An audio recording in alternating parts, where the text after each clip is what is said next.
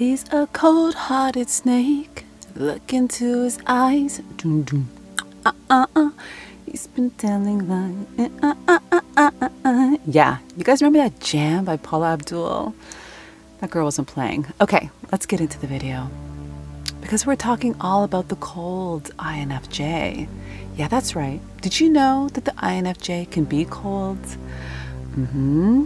Yeah, I've spoken before about the INFJ's anger, how it can come out and put on a show given the right circumstances. But the coldness, the coldness hits different. It's a different thing altogether. Let's talk about this coldness. Okay. When the INFJ gets cold, they won't yell, they won't cry. In fact, they'll show no emotion. And let me tell you, the INFJ is all emotion, okay? Because they're feelers after all. So when they have no emotion to show, well, this can be quite an experience for whoever's on the receiving end of it. Because trust me, the energy completely shifts in the room.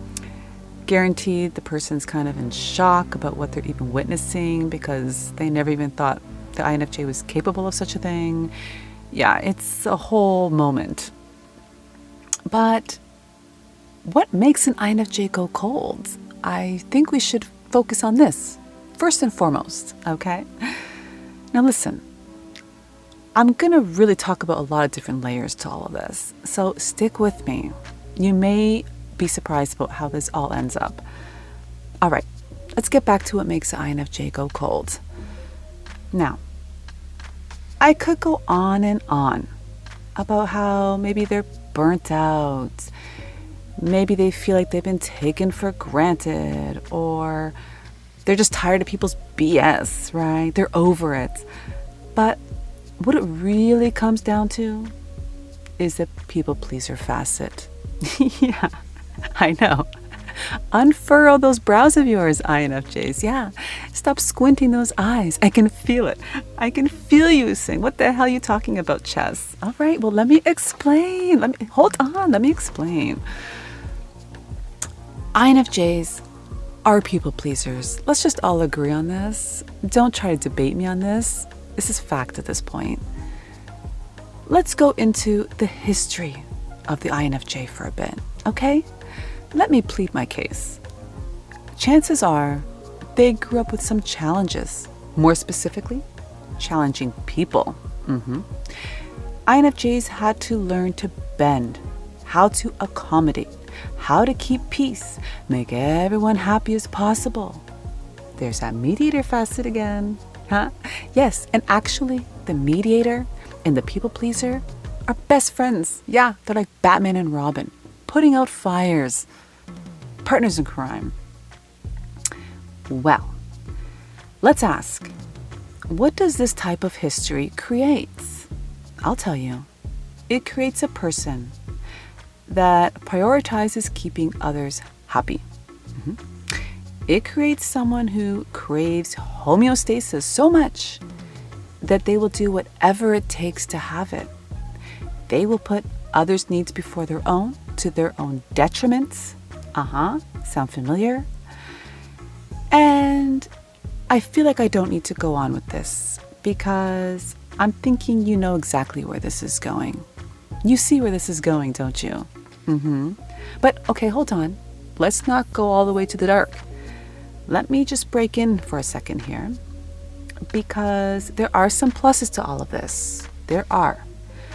The INFJ didn't get totally screwed over, okay, because of how they had to adapt. No. For one, they learned just that, how to adapt, right? And they can pivot in a pinch.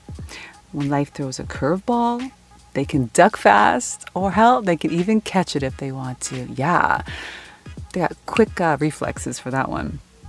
And another thing, they're selfless. They're generous, not just financially, but with their care, right? With making sure that others are okay. And basically, they're nurturing. And that's beautiful. Another one, they're tolerant. They know that everything isn't always going to go their way. They don't expect everyone to be like them. So in a way, this makes them more open-minded actually, right? And the final thing, it takes a lot to crack them. They're resilient AF and they're survivors. Can you imagine what it takes to break a survivor? Okay, well, here we go. This is where it all takes a turn. Yeah, this is where I look towards the dark a little bit again. Let me kind of blow your mind a little bit. Well, I don't know if it will, but it blew my mind when I really thought about this. It takes a survivor to break another survivor. And not just any survivor, no. The INFJ breaks themselves. Yeah, take that in, INFJs. Absorb that in. And what happens when they break? They go cold. Sure, there can be anger in there, but if you dig enough, they're angry with themselves. The way it's outwardly expressed, they're cold. The warmth is drained from their eyes. Smile? What smile? If you manage to get one, it's not genuine. The care? Well, you're on your own. Let go. They'll keep you alive, but there's no bells and whistles here, okay? And when people see this, well, simply put, like I said before, they're in shock. I mean, they never could have imagined that the INFJ was even merely capable of this type of coldness. It's a shutdown, okay? This moment of coldness is actually necessary for the INFJ. If they don't do this, bad things are going to happen, okay? In fact, whoever's on the receiving end of this coldness should thank their lucky stars, because if not for this coldness, the INFJ would probably psychologically annihilate that person. Yeah, I'm not mincing words here, okay? The INFJ could use their thoughts, their words, and just give it to them big time. And, well, they are capable of this. Yeah, because the INFJ they build up, it just festers in there. They have all these thoughts and they swirl around in there. And let me tell you, they're ready. They're ready with the bullets, okay? So actually, if you think about it, the INFJ going cold is for the other person's benefit. Yeah, it protects the other person. And isn't that something else? I mean, look at this. Even when the INFJ is breaking down, they're still trying to protect others. Isn't that crazy? But okay, they're also protecting themselves. Let's not get too high up on this. But let me say this, okay? Because as I said before, I got a few things to say about all this. The INFJ has built themselves up in life. Let's ask, how do they do it? How do they keep themselves at a higher level? Now, you could say tenacity, instincts, intelligence, right? But a key component that I think isn't given enough attention is self-regulation. INFJs learned from pretty young about self-regulation. They kind of had no choice. And if you ask me, I think they polished that skill like no other all their lives. I mean, they're still doing it even as adults. And here it is now, the ultimate expression of it, the system reboot function, aka the coldness. Yes, when the INFJ goes cold, they're rebooting their system. Crazy, right? But listen, there's more to this. There is. I have to say this. When an INFJ is being cold, the person who's suffering the most is the INFJ themselves. The INFJ needs warmth. They love it. They love comfort. They love peace. They love love. And the truth is, when they reach the breaking point like this, they blame themselves. How did they let someone hurt them like that? How did they let someone take them for granted yet again?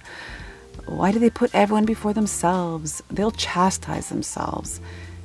It's the brain battling with lifelong conditioning. It goes deeper still. It does. The INFJ has been conditioned to take all the crap. And even if they know that they shouldn't, well, that's a challenge for them. So when the INFJ works on themselves, undoes the conditioning as much as possible, I guess, because, not everyone can get rid of all the conditioning, right? Do you know what you're left with? An INFJ who is overflowing with love to give, who's kind, warm, and positive. And it sounds quite good, doesn't it, INFJs? This INFJ may get upset. They may cry in frustration. They may yell once in a blue moon or snap at someone when enough is enough. But the key is the self-regulation has been expanded. It has upgraded to also regulate what's allowed in. Not just anyone or anything is allowed to mingle with the INFJ here. So it doesn't only regulate what goes out of the INFJ, right? Their expression. No, it's also what goes in. And if this is worked on, I think the INFJ life becomes pretty damn beautiful, actually. But let me say this to cap all this off, okay? If the INFJ is cold with someone, they deserve it. Yeah, they do. Let's not get this twisted, okay? I can't put all of the onus on the INFJ and say, you got to work on yourselves. No, that person needs a wake-up call, for sure. And there you have it. They got one, okay? And if they're lucky, the INFJ will defrost and they'll forgive. And if they're not lucky, well, dun dun dun dun. It was nice knowing you, huh? See you later. Yeah. Cut. But, okay, fine. There is merit to developing yourself beyond these types of experiences, INFJs, right? Let's be honest. I mean, why put yourself through all that crap? And ultimately, yes, you should expand your regulation, get better border patrol, because if nothing else, you deserve it, don't you? Yeah, damn skippy you do. So, I know I kind of said a lot here, and I may have taken you on a little bit of a journey. And who would have thought that an INFJ being cold actually has all of this lined up behind it? But I don't know, guys. Okay, fine. Truth time, I had a moment where I went cold, and yeah, I iced it. And it got me thinking, and this is what I realized. Chest is working on the regulation. Okay. I'll see you guys in the next video, okay? Like and subscribe. Stay warm and gushy and mushy. I love you. Adios.